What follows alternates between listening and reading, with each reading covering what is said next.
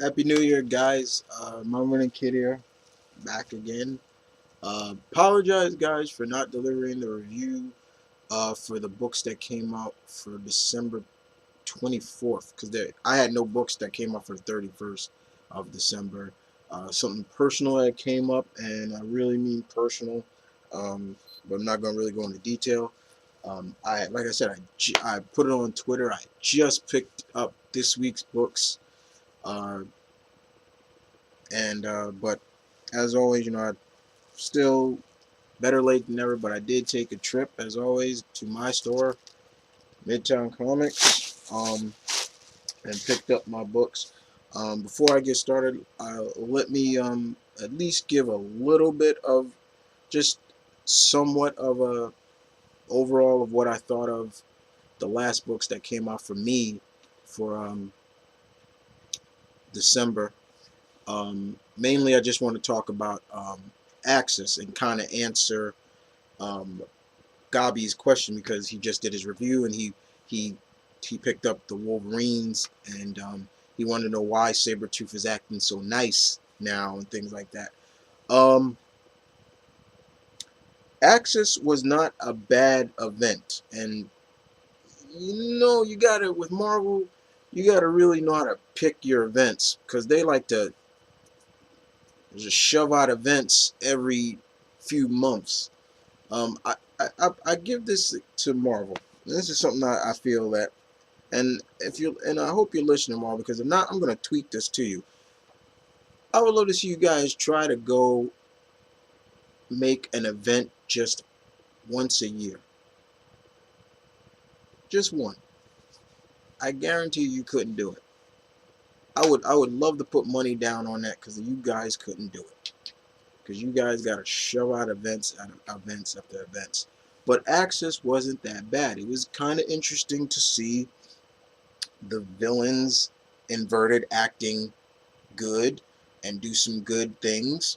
Hence, look what Doctor Doom did. He brought back Cassie Lang and Brother Voodoo. He brought back two people back to life. Okay, so that was pretty cool. Then then we get to see how the heroes would act if they were kind of twisted, and it was kind of interesting. And it wasn't that bad. Was it perfect? Hell no, it wasn't perfect, but it was pretty. It was entertaining. I was entertained, and the last part of Axis, pretty to me, was probably one of that issue was probably the best. That big written letter uh, to that Sabretooth was writing. He wrote out a letter. I think if I remember correctly, he was literally writing it as if Wolverine was standing right next to him writing it. And it's literally him talking about how he's going to atone for all the things he's done in his long life because he's still inverted. He was one of the few individuals that didn't go back to normal. Havoc is another one. So he's back with. He nearly tried to kill uh, uh, Janet. So now he's back with his brother Dick. Um, um, as we all know, Tony stayed inverted because Superior Iron Man is that was a clue. But I thought it was interesting.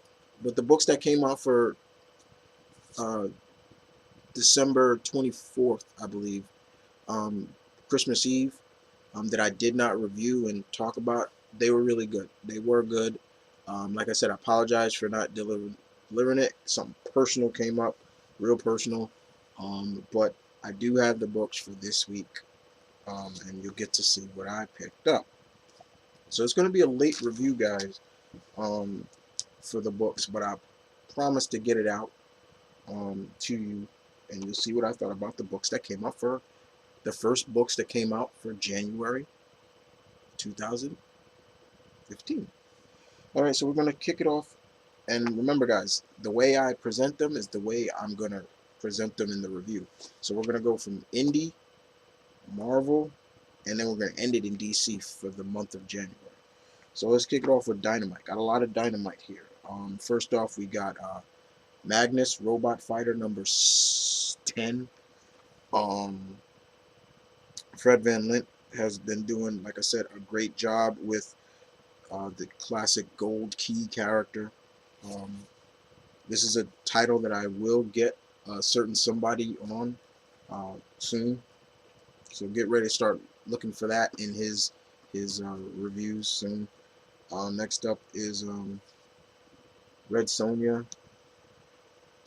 This is a mini series called Vulture Circle. I love the cover. Cover is cool. The She Devil. I don't think Gale has left the title. This is just a mini series, like they always do. This Dynamite has mini series of other characters, and then they got the core ongoing. Next up, Chef number 2. Yeah, love the first one. As I said before, guys, really, really, you have to understand that there are some explicit language and there's some explicit racial slur words in here. I'm talking serious slur words, but you got to remember the time that this is taking place. So if you're not really comfortable with, just like how Gabi said, if you're not comfortable with this, then I suggest you not pick this up. Apocalypse number 2. This is from Legendary Comics. I thought the first issue was really intriguing. I enjoyed it. Like I said, I believe it's Shane Davis's artwork is beautiful, and Jonathan Hennessy, not bad. All right, let's go on to Marvel. All right, you Marvel heads, you know the deal. Sorry about that. You know the deal, dudes. Start. You just, if you need, just ask me. I have 2, 3, 5. Sorry about that. That's my bell. 5, 7,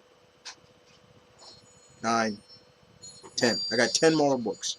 So you know the deal. Here we go. First off, all new X Factor number 19. I'm looking forward to this. I'm so sad that this is ending. I don't get it, Marvel. Why are you ending this book? It's a great series. What the hell? Alright, next up, Amazing Spider-Man number 12 or 712. Part 4 of Spider-Verse. Angela number 2. Asgard's Assassin. Good stuff. Booyah, Ant-Man number 1. Nick Spencer. Love this cover. Love this cover. Freaking love it. Looking forward to reading this. Kind of skimmed through it a little bit. Pretty good. Iron Fist, The Living Weapon, number 8. That's a badass cover too. Scary though, but badass. The Punisher, number 14. Edmondson's just doing a great job on that book. Spider-Man 2099, number 7. Peter David. Can't go wrong. It ties into Spider-Verse.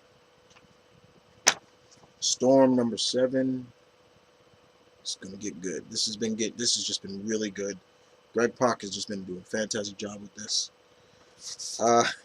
Yes, you guys should know I was gonna get this. The Unbeatable Squirrel Girl, Doreen Green. Yeah, oh god, I'm looking forward to reading this. I have a feeling this is just gonna be just a fun read.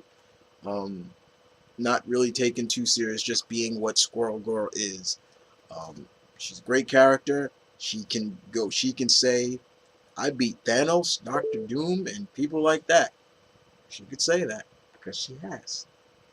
And last but not least, X-Men 23. I have to admit what Blue Goblin said. This title of the X-Men has really kind of been decreasing in value in terms of value of the. I mean, I do like the fact that it's all X women. I love that, but over time, this title has really kind of went from high, and then it's really kind of started to, you know what I'm saying? All right, and we end this with DC. Aquaman and the Others, number 9. Why are you ending this, DC? Fuck you. Okay. Batman Detective Comics, number 38. Uh,